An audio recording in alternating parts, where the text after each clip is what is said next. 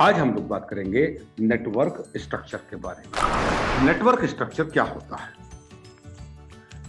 A network departmentation is one that is created around a central organization called the hub organization or parent organization.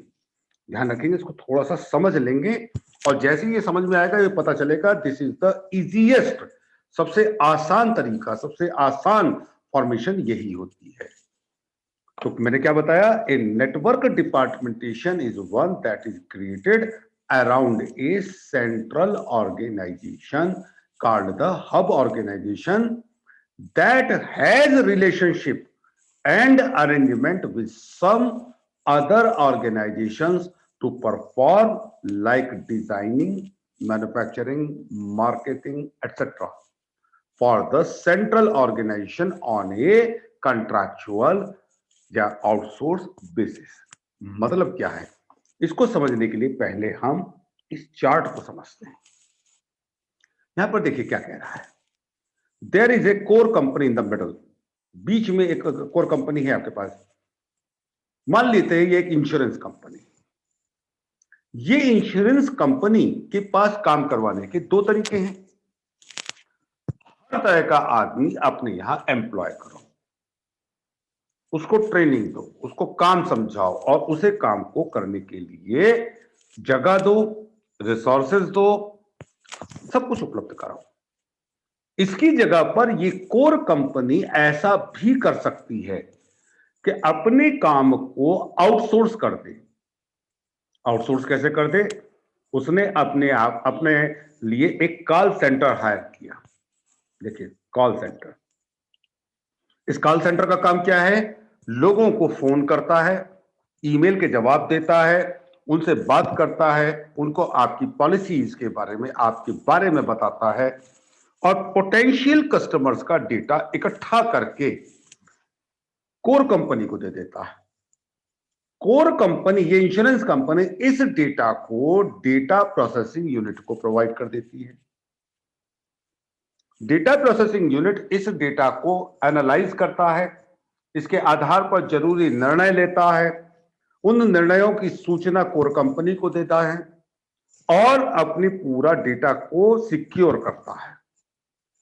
ये data process होने के बाद और जब उसका जो हमारे पास पैसा आ गया, रजिस्ट्रेशन हो गया, हमने उसे पॉलिसी इशू कर दी, तो ये काम किसको दे दिया? हमने एक कंपनी हायर कर ली, अकाउंटिंग। भाई ये हमने तुम्हें पकड़ाया और प्रतिदिन का आप हमें ये बता दिया करो हमारे पास कितनी पॉलिसी आ गई, उनमें से कितनों के पैसे आ गए, कितने डिफॉल्ट हो गए, कितना क्या रहा, ये अकाउंटिंग डिपार्टमेंट बता दे।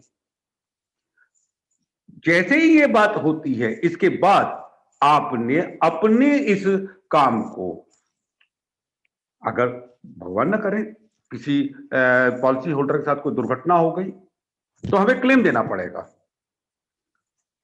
हमने क्लेम सेटलमेंट कंपनी डिसाइड कर दी।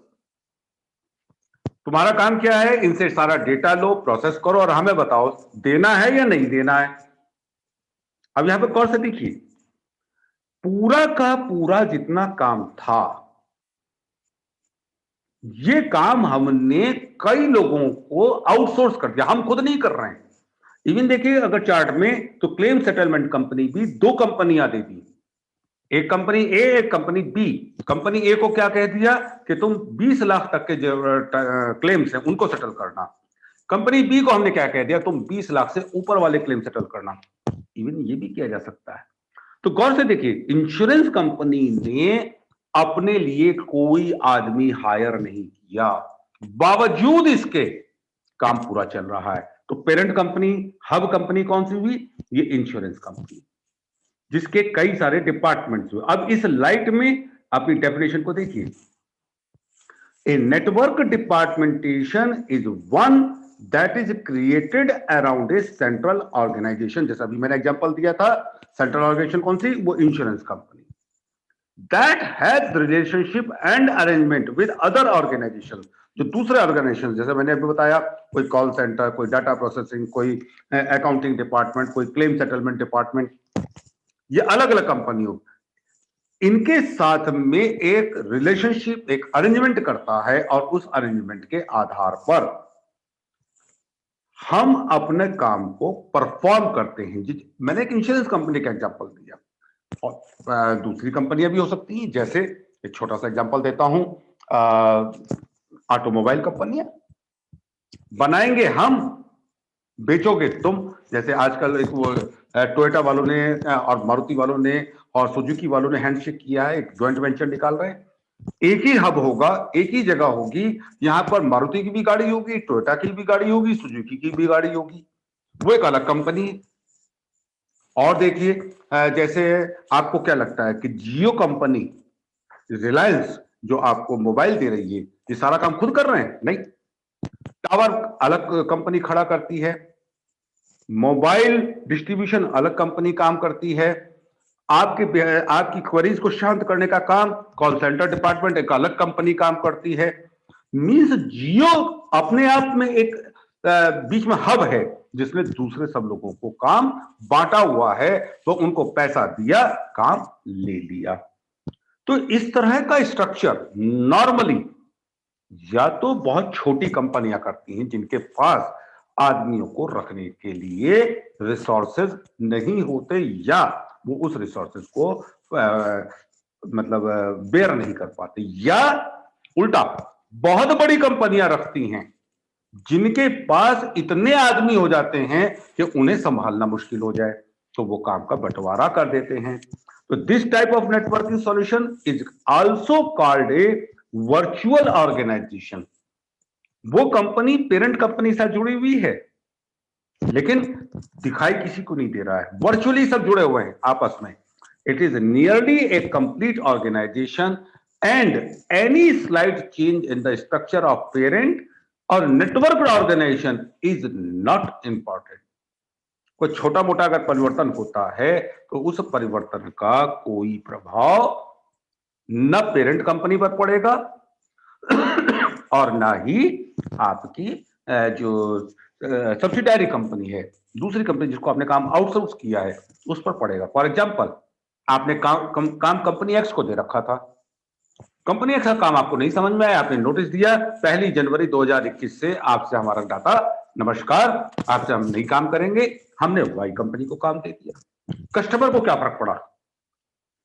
कस्टमर को कोई फर्क नहीं पड़ा, क्योंकि वो पहले एक्स से बात कर रहा था, अब वाई से बात कर रहा है, उसके लिए कोई फर्क नहीं है।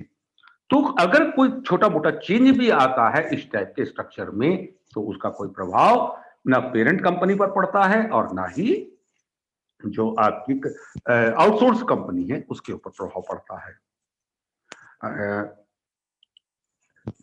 Is it clear? Now what are the salient features, इसकी कैरेक्टरिस्टिक्स क्या हैं? Relies on cooperative and professional relationship with outsource agencies. जो आउटसोर्स वाली एजेंसीज हैं, जिनका को आपने काम दिया है, हम उनके प्रोफेशनल एटीट्यूड और कोऑपरेटिव नेचर पर बहुत डिपेंड करते हैं। क्योंकि यहां पर ध्यान दीजिएगा, पब्लिक के प्रति, लोगों के प्रति हमारा फ्रंट एंड वही है, फ्रंट एंड वही है। आदमी आएगा, जैसे इंश्योरेंस कंपनी का एग्जांपल दिया, सबसे पहले किससे बात करेगा? कॉल सेंटर पे।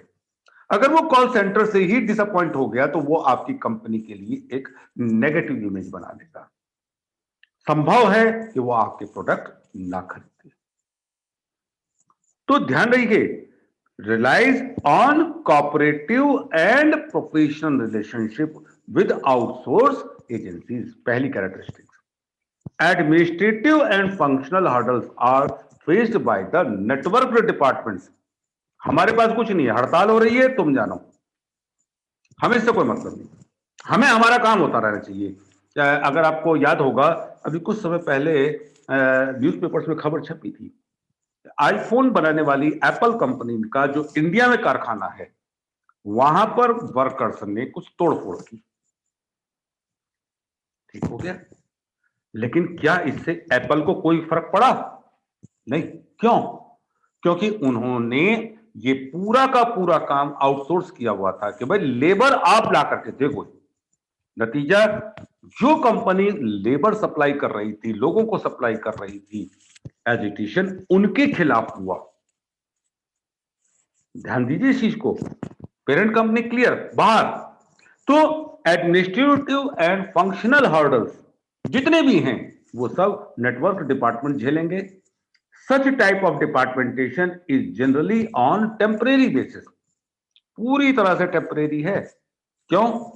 आपका काम नहीं समझ में आया, नमस्कार, दूसरे से बात करेंगे। दूसरे का काम समझ में नहीं आया, तीसरे से बात करेंगे। तीनों को कंपेयर करके लगा कि पहले वाला ज्यादा अच्छा था, वापस पहले वाले के पास आ गए। पूरी तरह से टेम्परेरी बेसिस पर होता है और रिजल्ट ओरिएंटेड होता है। आप रिजल्ट दे रहे हैं, हम आपके साथ जुड़े हैं। अगर रिजल्ट नहीं मिल रहा है, नहीं जुड़े रहेंगे, एंड वाइस वर्सा। टाइम से पैसा पेरेंट कंपनी नहीं दे रही है तो हम नहीं जुड़ेंगे, और टाइम से पैसा आ रहा है, आपका कॉर्पोरेशन चल रहा है, ओके, हम जुड़े रहेंगे। तो दोनों तरफ से पूरी तरह से टेम्परेरी होता है, nothing is permanent. Use of modern technology for communication is the backbone of such type of departmentation. इस तरह के जो डिपार्टमेंटेशन है, विभागीकरण है, उसमें कम्युनिकेशन के लिए लेटेस्ट टेक्नोलॉजी का प्रयोग किया जाता है। जैसे देखिए कोटक बैंक ने क्या कहा, आपको अकाउंट खोलने के लिए हमारे पास आने की कोई जरूरत नहीं, हमारा ऐप डाउनलोड कीजिए, उसमें अपना आधार और पैन नंबर दीजिए, अकाउंट खुल गया। लीजिए, 5 मिनट भी नहीं बीते, अकाउंट खुल गया। This is the thing. ये जो चीज है, ये टेक्नोलॉजी ऑफ कम्युनिकेशन, एक दूसरे के साथ संपर्क करना, ये नेटवर्किंग डिपार्टमेंटेशन की बैकबोन होती है। सब आपस में एक दूसरे के साथ जुड़े रहेंगे और latest and up to date technology इस तरह के डिपार्टमेंटेशन में यूज की जाती है। एडवांटेजेस क्या हैं इसकी? Utilisation of best resources available in market. जो पूरी बाजार में सबसे बेहतर रिसोर्स जिसे हम अफोर्ड कर सकें, हम उसे ले लेंगे। हमें किसी व्यक्ति के साथ बंधने की जरूरत नहीं है कि आइए आपको हमने नौकरी पर रखा, अब जब तक आप बूढ़े नहीं हो जाएंगे, जब तक आप रिटायर नहीं हो जाएंगे, तब तक हम आपको उठाएंगे ना, कुछ नहीं। बाजार में एक कंपनी आई, वो कहती साहब मेरा कॉल सेंटर दी बेस्ट है और प्रॉब्लम को रेक्टिफाई करने का जो मेरा रिकॉर्ड है वो 2 मिनट का है। अच्छा लीजिए, हम आपके पास आ गए। कल को कोई दूसरी कंपनी आई, उसने कहा कि साहब मैं पैसे भी कम ले रहा हूं और टाइम भी कम लगाता हूं, मैं 1.5 मिनट में काम कर देता हूं, तो हम 2 मिनट वाली कंपनी को कहेंगे धन्यवाद, जब आप 1.5 मिनट के हो जाएं तब आप हमारे पास आ जाना। मींस बाजार में जो बेस्ट रिसोर्स, बेस्ट साधन उपलब्ध हैं, आप उनको यूज करने के लिए कामयाब हो जाते हैं। इम्यून टू मार्केट फ्लक्चुएशन, बाजार में जो फ्लक्चुएशंस आते रहते हैं, छोटे मोटे परिवर्तन आते रहते हैं, आपको उनके ऊपर कोई प्रभाव नहीं पड़ता, पूरी तरह से आप इम्यून रहते हैं।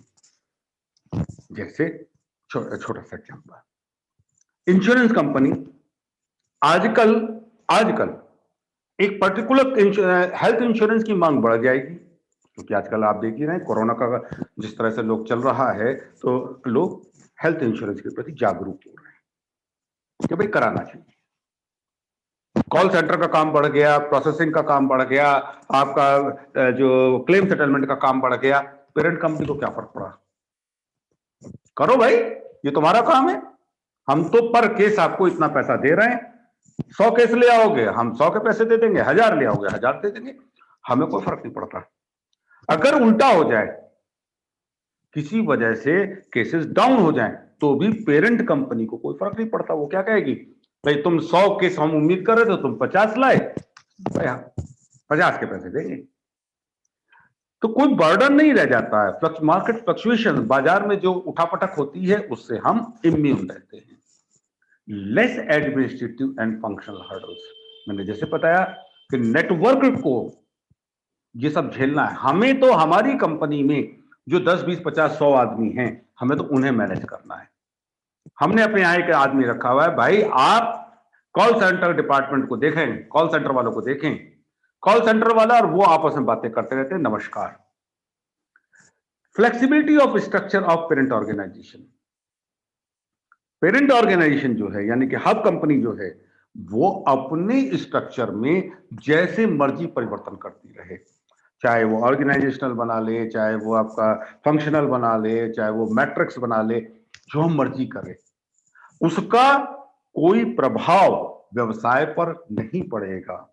And it is a boon for growing organisation. जो संस्था ग्रो कर रही है उनके लिए वरदान की तरह से काम आता है, क्योंकि इस पूरी प्रक्रिया में उनके साधन कम लगते हैं, रिटर्न ज्यादा आ जाता है। डिसएडवांटेज, ऐसा नहीं कि ये सिस्टम बिल्कुल फुल प्रूफ है, बढ़िया है, सब बढ़िया ही बढ़िया है ना। There are some disadvantages. Number one, creating a coordination among outsourced unit is a challenge. ये सबसे बड़ी समस्या है। कॉल सेंटर देख रहा है, कॉल मान लीजिए कंपनी एक्स, अकाउंटिंग देख रही है डिपार्टमेंट सॉरी कंपनी वाई, और क्लेम सेटलमेंट देख रहा है कंपनी जेड। अब अगर एक ग्राहक ने कहा कि साहब मैं बीमार हो गया हूं, अब मुझे बताइए क्या करना है, तो किसको फोन करेगा? कॉल सेंटर को। कॉल सेंटर उसके काम को कहां भेजेगा? क्लेम सेटलमेंट डिपार्टमेंट में। अगर इन दोनों के बीच में गड़बड़ है, वो भेजे जा रहा है, वो लेने को तैयार नहीं। नुकसान किसका? कस्टमर का। कस्टमर जब आपके पास आकर के दोबारा शिकायत करेगा तो ये एक चेन चलने लगेगी। तो इन सभी कंपनीज के बीच में भी एक हार्मनी, एक कोऑर्डिनेशन क्रिएट करना इस तरह के डिपार्टमेंटेशन का सबसे बड़ा चैलेंज होता है। Lack of direct control over outsource organisation. Call centre के मिस्टर बी एन के बिना नाम के मिस्टर बी.एन.के ने किसी कस्टमर के साथ बदतमीजी से बात की। कस्टमर किसका? आपका। बदतमीजी से बात किसने करी? मिस्टर बी.एन.के ने, जो कि कहां काम करते हैं? कॉल सेंटर में। क्या आप इस आदमी को कुछ कह सकते हैं डायरेक्ट, ये तुमने क्या किया, तुम्हारी वजह से मेरा कस्टमर नाराज हुआ? हमें हमें शिकायत करनी पड़ेगी कॉल सेंटर इंचार्ज को कि तुम्हारे आदमी ने, हम उसको नाम से भी नहीं बुला सकते, तुम्हारे आदमी ने मेरे कस्टमर के साथ गलत तरीके से रूडली बिहेव किया, जिसकी वजह से मेरी बिजनेस की लॉस हो रही है। Do something. क्या करना है ये भी नहीं कह सकते आप। तो lack of direct control over outsourced organisation. Credit of parent company greatly depends on outsource business unit. जैसे मैंने अभी बताया, काम खराब किया किसने? आपकी कॉल सेंटर वाली कंपनी ने। या डाटा प्रोसेस किसने नहीं किया? डाटा प्रोसेसिंग वाली कंपनी ने। लेकिन नुकसान, साख बाजार में वो किसकी खराब हो रही है? आपकी। तो credit of parent company greatly depends on outsource business unit.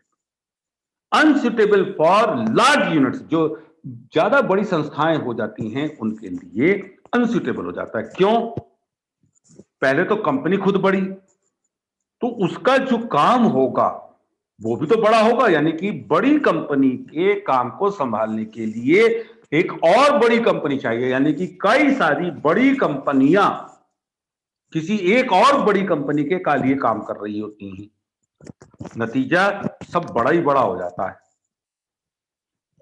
एक कंपनी जिसकी हजारों करोड़ की वर्थ है, उसका कॉल सेंटर संभालने के लिए सैकड़ों करोड़ के वर्थ वाली कंपनी चाहिए, जो अपने अंदर फिर कोई ऑर्गेनाइजेशनल स्ट्रक्चर खड़ा करेगी, एक चेंज चलने शुरू हो जाएगी। तो credit unsuitable for large units. Hidden cost makes the product costly. Hidden cost बहुत आ जाती है। ये जो infrastructure, backbone, information technology, virtual conferencing वगैरह वगैरह वगैरह, जी इसकी कीमत कौन चुकाएगा? कस्टमर ही चुकाएगा ना। सीधे तो हम कहेंगे नहीं कि साहब हमने इस महीने ऑप्टिकल फाइबर केबल का कनेक्शन लिया है, 5,000 रुपए महीना लेता है, ये तो हम कहीं कह सकते, लेकिन निकालना तो अपने कस्टमर से ही है, तो कहीं ना कहीं हम प्रोडक्ट कीमत बढ़ेगी, तो हिडन कॉस्ट जो है हमारे उत्पादों को महंगा कर देती है। And unprofessional attitude of any unit, किसी भी एक यूनिट का अनप्रोफेशनल एटीट्यूड पूरी की पूरी ऑर्गेनाइजेशन को बर्बाद करने के लिए पर्याप्त है। तो आज मैंने आप लोगों को बताया नेटवर्किंग डिपार्टमेंटेशन के बारे में।